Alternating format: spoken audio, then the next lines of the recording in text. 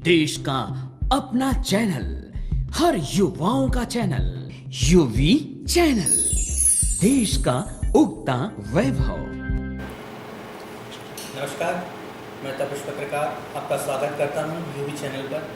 जैसा कि हम आपको हमेशा दिखाते आते जा रहे हैं कि कैसे एक समाज सेवी बिजनेसमैन समाज के लिए क्या कर सकता है, तो इसी सिलसिले में आज हमारे साथ बातचीत करने के लिए मौजूद है स्वागत ग्रुप के ऑनर प्रमोद कुमार गुप्ता जी। उनका स्वागत करते हैं हम सबसे पहले तो यूवी चैनल पर। स्वागत है सर आपका। धन्यवाद सर, जैसे कि आप देख रहे हैं आजकल समाज में जो स्थिति चल रही है गायों को लेकर, तरह तरह की बातें उठ रही हैं कि गौ सेवा के नाम पर कुछ लोग व्यापार में आके रख देते हैं, तो इस पर आपका क्या कहना है? देखिए, ऐसा है, सिर्फ गौ सेवा नहीं, कुरीतियाँ तो हर तरह की सेवा में हैं। और आप कुछ अच्छा काम करने निकलेंगे तो मैंने पाया है कि उसके अंदर आपको कुछ ना कुछ उंगलियाँ तो जरूर उठेंगी। मैं ऐसा नहीं कहता कि सभी गौ सेवक उसकी आड़ में कुछ गलत कर रहे हैं, मगर ऐसा ज़रूर होगा कि कुछ ना कुछ ऐसा हो रहा होगा। मगर ये मैं दावे के साथ कह सकता हूँ कि बहुतायत, या यूँ कहेंगे सरल भाषा में कि 100 में से 90-95% गाय की सेवा निष्पक्ष और निस्वार्थ रूप से लोग कर रहे हैं। इसमें कुछ लोगों का नहीं कहा जा सकता। इस गौ सेवा के साथ साथ आप एक बिजनेस भी चलाते हैं स्वागत ग्रुप का जी, तो उस स्वागत ग्रुप के विषय में हमें थोड़ा बताइए, कैसे इसकी शुरुआत हुई और आप कैसे इसमें जुड़े? देखिए, ये जहाँ तक व्यापार का प्रश्न है, वो हमारा पारिवारिक, हमारा दादा भाई व्यापार है, हमारे पिता ने किया, बड़े भाई कर रहे हैं, मैं कर रहा हूँ। वो हमारा व्यापारिक पृष्ठभूमि हमारी पारिवारिक है, हमारी पुश्तैनी है। समय समय पर उसको हर जनरेशन ने आगे बढ़ाया है, जैसा कि समय के हिसाब से परिवर्तन की होता है, वो परिवर्तन किया गया है। ग्रुप के साथ आप कई समाज हाँ, मैं काफ़ी सामाजिक संस्थाओं से जुड़ा हुआ हूँ। मूलतः उसमें श्याम बाबा सेवा समिति है, जो कि धार्मिक और सामाजिक कार्य करती है, जिसके अंदर हम प्रतिवर्ष एक भव्य श्याम बाबा का महोत्सव मनाते हैं यमुना विहार के अंदर, और उसमें 25 से 30 हज़ार की संख्या में लोगों की प्रेजेंस होती है। और इसके अलावा एक हम नारायणी धर्मशाला के नाम से कटरा के अंदर एक हमारी ट्रस्ट है, उसके माध्यम से हम एक भव्य धर्मशाला का निर्माण कर रहे हैं। इसके अलावा मैं वात्सल्य ग्राम से जुड़ा हुआ हूँ, जिसके अंदर समाज की कई सारी कुरीतियाँ हैं, उनको ख़त्म करने का काम किया जाता है। इसके अलावा गौ ग्रास रथ का कुछ योजना हमने बनाई है, कुछ 8-10 गौ ग्रास रथ हम इस क्षेत्र में चला रहे हैं।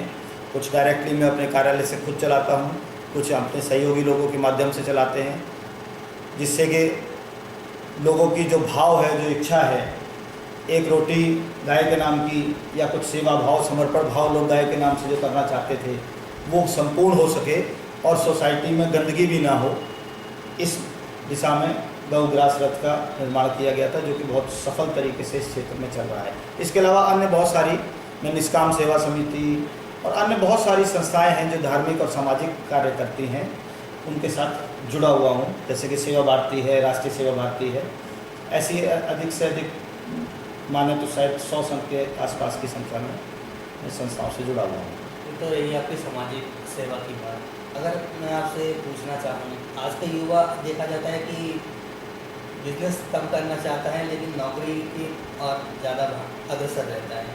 अगर युवाओं का बिजनेस की तरफ रुख मोड़ना चाहे तो उसके विषय में आप क्या संदेश देना चाहेंगे? देखिए, इसमें युवाओं का या उस सोच का कोई दोष नहीं है। दोष तो हम समाज के माध्यम से, परिवार के माध्यम से, हम सिर्फ उनको एक ही सोच शायद भरने लगे हैं कि पैसा पैसा पैसा। तो वो एक अंधी दौड़ चल पड़ी है, चाहे वो व्यापार के माध्यम से हो, चाहे सर्विस के माध्यम से।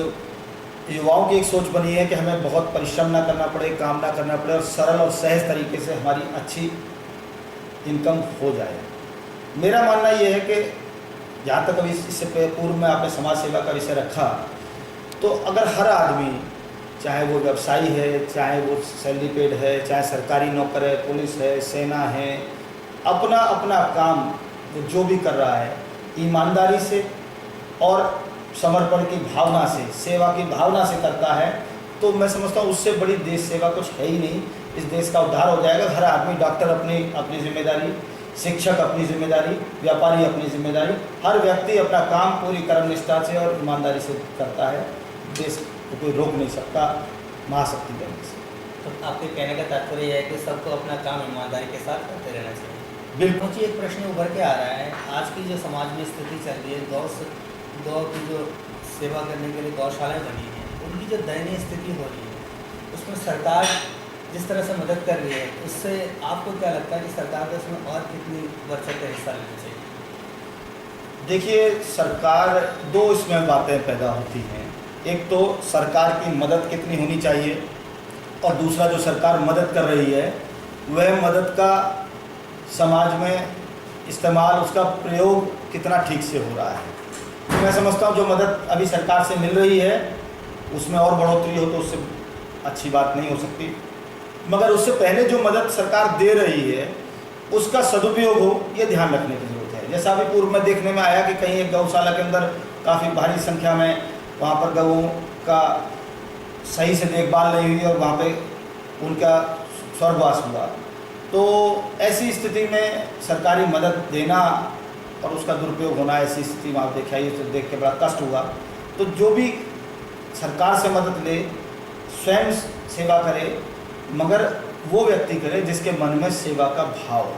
तो कहीं ना कहीं आपको लगता है कि इसमें गौ सेवक को भी आगे आना चाहिए कि वो गौ माता की सेवा अपने पूरे मन से और बिल्कुल, मेरा बिल्कुल ऐसा मानना है। कोई भी सेवा कार्य है या कोई भी कार्य, आर्थिक हो या सामाजिक हो या सेवा का कार्य हो, जिसमें संपूर्ण मन आदमी का हो वही कार्य करना चाहिए, जिसके अंदर भाव हो वही कार्य करना चाहिए। आप पत्रकारिता कर रहे हैं तो आप पत्रकारिता के लिए पूरे तन मन धन से आप तैयार हों, तब पत्रकारिता करें, तभी आप एक ईमानदार पत्रकारिता करते जाएंगे। अदरवाइज वहाँ एंगल दूसरा रहेगा तो वहाँ पर ईमानदारी नहीं होगी, तो वहाँ सफलता नहीं होगी। एक आप चलते थे कि आखिरी सवाल प्रमोद जी आपसे, आज इस स्थिति, समाज की जो स्थिति बनी हुई है, उसको देखते हुए आप एक सामाजिक व्यक्ति हैं, तो आज समाज को आप क्या संदेश देना चाहेंगे हमारे चैनल के माध्यम से? मैं समाज को ये संदेश देना चाहूँगा कि ख़ास तौर पर परिजनों को, क्योंकि बच्चे कच्ची माटी के घड़े की तरह होते हैं, उनको जैसी दिशा दशा हम देंगे वैसा वो आकार लेंगे।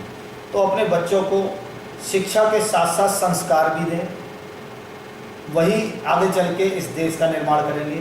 राष्ट्रभक्ति सबसे पहले सिखाएं कि पहले राष्ट्र है, उसके बाद जाति धर्म है।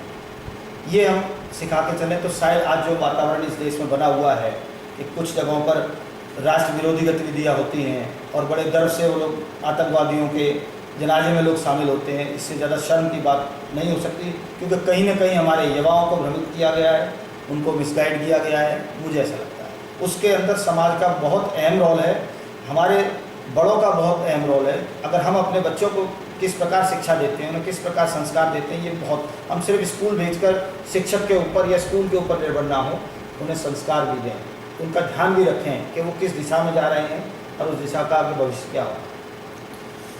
हमसे बात करने के लिए बहुत बहुत धन्यवाद। धन्यवाद आपका। तो ये थे स्वागत ग्रुप के मालिक प्रमोद कुमार गुप्ता जी, कैमरा पर्सन मुकेश के साथ तपस चंद्र दास, यूवी चैनल।